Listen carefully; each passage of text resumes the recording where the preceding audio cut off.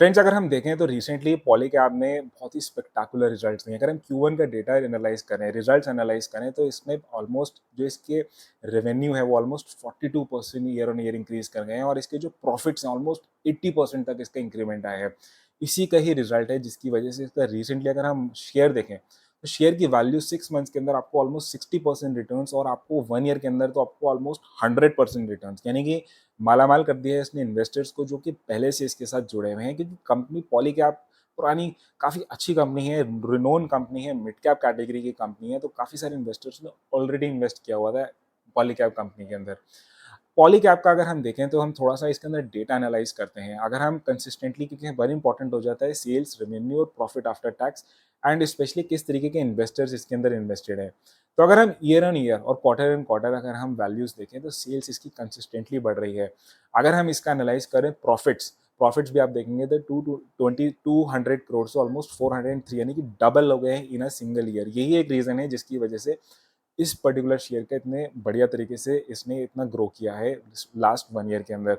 अगर हम देखें इसके अंदर कैसे-कैसे इन्वेस्टर्स इन्वेस्टेड है, क्योंकि हम लार्जली देखेंगे मार्केट के अंदर आपको पता है 2 तरीके के इन्वेस्टर्स हैं। द एफआईज़ और डीआईज़ होते हैं जो मार्केट के अंदर स्ट्रॉन्ग प्लेयर्स कंसीडर किए जाते हैं, and we have a retail investor जो मार्केट के अंदर थोड़े से वीक हैंड्स बोले जाते हैं, जो मार्केट का जब भी डाउनफॉल या कुछ आता है तो वो फटाफट से अपना जो होता है शेयर्स को बेच देते हैं।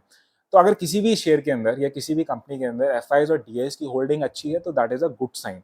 अगर हम यहाँ पे भी देखें तो कंसिस्टेंटली कंसिस्टेंटली एफआईज़ और डीआईज़ ने जो है अपना जो शेयर है इस पर्टिकुलर पॉलीकैब कंपनी के अंदर वो इंक्रीज किया है ईयर ऑन ईयर।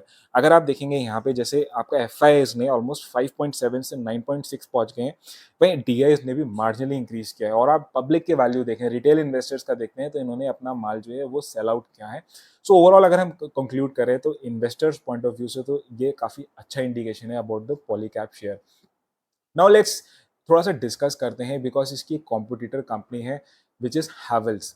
हैवेल्स आपको पता है it's also a very good old company जिसने इन्वेस्टर्स को काफ़ी अच्छे रिटर्न्स कमा के दिए हैं ओवर द ईयर्स।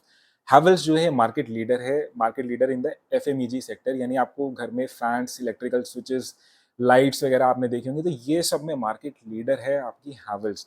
इसने इतने अच्छे रिटर्न्स ओवर द ईयर्स दिए हैं, इसीलिए मार्केट में इस पर्टिकुलर कंपनी को वैल्यूएशन, अगर आप पी की बात करें तो वो भी काफ़ी ज़्यादा दी हुई है, जो कि ऑलमोस्ट 60 है। यानी कि वो इसके अंदर जो इन्वेस्टर्स हैं, ब्रोकरेज हाउस है, वो एक्सपेक्ट कर रहे हैं कि हैवेल्स कंसिस्टेंटली अपना मार्केट कैप इंक्रीज करेगा, अपनी रेवेन्यू शेयर वगैरह इंक्रीज करेगा। बट रिसेंटली अगर हम देखें तो Q1 के रिजल्ट्स हैवेल्स के इतने अच्छे नहीं आए थे। इसकी जो ग्रोथ है, एबिटदा मार्जिन है, वो भी बहुत ज़्यादा बढ़िया तरीके से नहीं बढ़ा था।